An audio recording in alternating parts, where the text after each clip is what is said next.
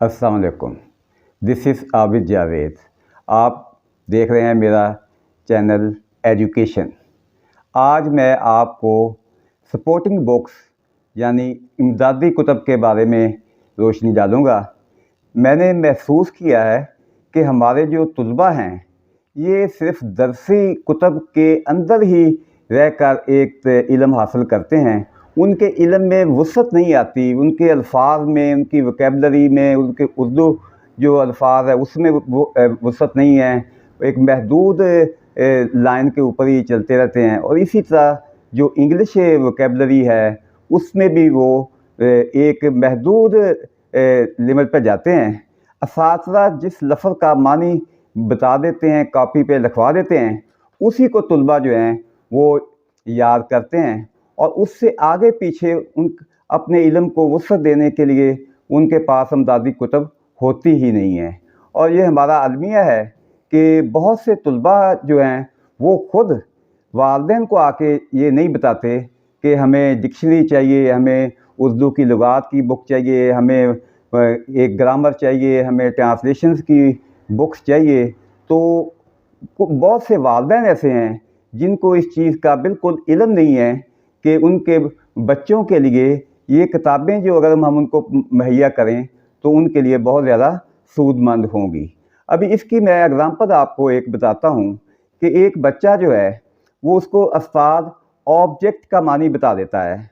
अभी ऑब्जेक्ट के दो मानी हैं। अगर इसको वर्ब के तौर पर लिया जाए तो इसका मानी है कि एतराज़ करना। अगर इसको नाउन के तौर पर लिया जाए तो ऑब्जेक्ट का मानी होता है चीज़।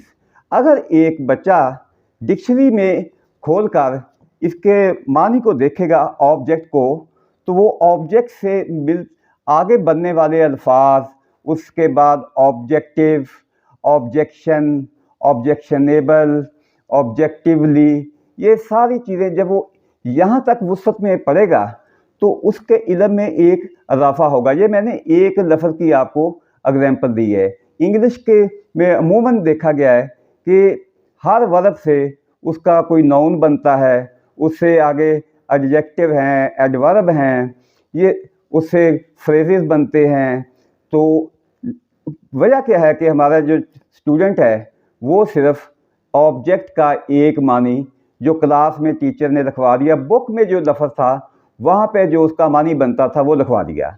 हालांकि अगर वसी इल्म हासिल करना है, ज़्यादा वोकैबुलरी होनी चाहिए एक स्टूडेंट के पास, तो उसको ये डिक्शनरी जो है ये हमेशा कंसल्ट करनी चाहिए उसको।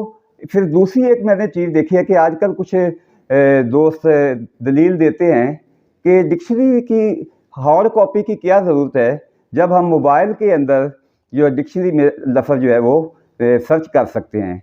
तो उसमें भी मैंने देखा कि इसमें एक फलाह है। उसमें खामी ये है कि उसमें आप एक लफ्ज़ वर्ड लिखेंगे, उसका उर्दू मानी आप सर्च करेंगे तो वो एक मानी उसका वो बता देगा।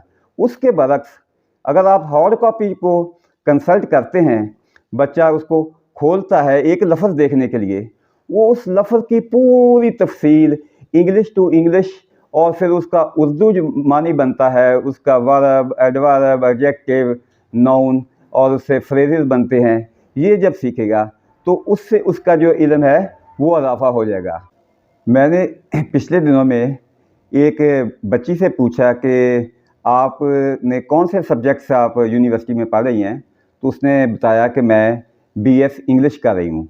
मैंने उसको अपनी किताबें दिखाने के लिए कहा तो वो अपनी बुक्स ले आई। उसके साथ मैंने जब उससे पूछा कि आपके पास डिक्शनरी कौन सी है, तो उसने मुझे बताया कि मेरे पास कोई डिक्शनरी नहीं है। अभी बीएस इंग्लिश की जो तालबा है उसके पास इंग्लिश की डिक्शनरी मौजूद नहीं है। अभी इससे आप अंदाज़ा लगा सकते हैं कि उसको कितना शऊर है उसका। जो अगर वो पास भी कर लेगी बीए तो उसका जो नॉलेज है वो कितना होगा। अभी उसके बाद 2 दिन कबल मेरी एक तालिब इल्म से मुलाकात हो गई। उससे मैंने पूछा कि आप क्या पढ़ रहे हैं? उसने कहा मैं बीए कर रहा हूँ।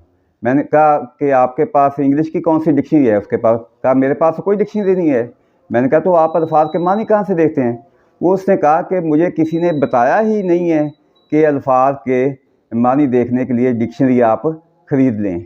तो इसकी अहमियत तो मैंने आपको बता दी कि अगर आपके पास ये अमदादी किताब जिसका नाम डिक्शनरी ये है ही नहीं, तो आप इंग्लिश को पढ़ भी लेंगे तो उसको आप बिल्कुल सतही तौर पर पढ़ेंगे, उसमें आपकी वुसअत नहीं आ सकती। आप एक महदूद सा आपके पास इल्म होगा। अभी इसके साथ फिर अगर आप देख लें उर्दू के मज़मून की निस्बत मैं बात करता हूँ कि अगर एक बच्चा जो है वो उर्दू का किताब पढ़ रहा है, क्लास 4 में है, 5 में है, 6, 7, 8, 9 में, तो वो क्या करता है कि उसको टीचर जो है जितने अल्फाज के मानी टीचर जो है उसको वो लिखवा देगा, उन्हीं के मानी वो देख लेगा। अभी अगर उसके पास उर्दू की लुगात हो और वो किसी लफ्ज़ का मानी देखना चाहता है, तो उसमें से वो उस लफ्ज़ का मानी जो है वो सर्च करेगा। जब वो का मानी सर्च करेगा तो उससे मिलते जुलते अल्फाज, उसके आगे पीछे वाले अल्फाज हैं, वो भी उसके इल्म में आएंगे। उसके साथ साथ उस लफ्ज़ से बनने वाले मुहावरात भी उसकी समझ में आएंगे। और इसी तरह रज़्बुल इमसाल भी वहाँ पे दी गई होती हैं। हत्ता कि वहाँ पे बताया गया होता है कि ये जो लफ्ज़ है ये कौन सी ज़बान का लफ्ज़ है, ये हिंदी से बना है, फ़ारसी से बना है, अरबी से बना है, उर्दू का है, संस्कृत का है, किस ज़बान का लफ्ज़ है। उसके साथ बताया गया होता है कि ये लफ्ज़ मुज़क्कर है, मुअन्नस है। तो इससे एक वुसअत आती है इंसान के तालिब इल्म के ज़हन में कि वो इसको पढ़ने से वो उस वसी इल्म उसको हासिल होता है। इसके साथ फिर हम देखते हैं कि बच्चों के पास अगर उनको पूछें कि आपको टेंसेस आते हैं, तो वो 7वीं 8वीं जमात का बच्चा कहता है कि नहीं, वो अभी शुरू करने हैं।